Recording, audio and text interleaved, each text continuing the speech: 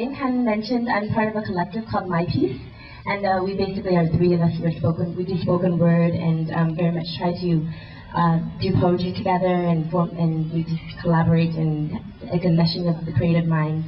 So this next piece I'm reading is called In the Beginning by my fellow My Piecer named Do Le AnhDao, who some of you may know because she's a great prolific writer.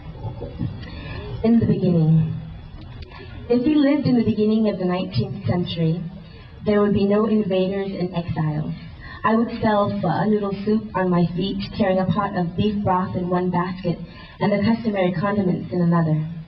The powerful aroma would sneak its way into crooks and crannies of the lazy noon and hide in the crevices of your heart. If we lived in the beginning of the 19th century, there would be no unjust losses and thus no unjust victories.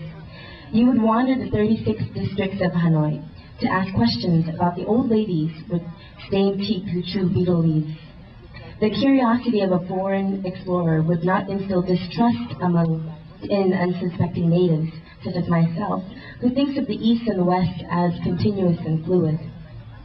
If we lived in the beginning of the 19th century, there would be forgetting and thus no remembering. We would make love on the swing of a hammock under a shadow cast by scarlet jacaranda blossoms. I would orgasm in my mother tongue, an honest monosyllabic gasp lost in the concerto of summer cicadas and monsoon raindrops.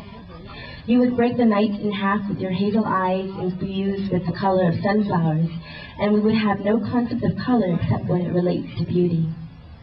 If we lived in the beginning of the 19th century, we would not be sitting here sipping our macchiatos on a dying Manhattan afternoon, speaking of assimilation and diasporic language.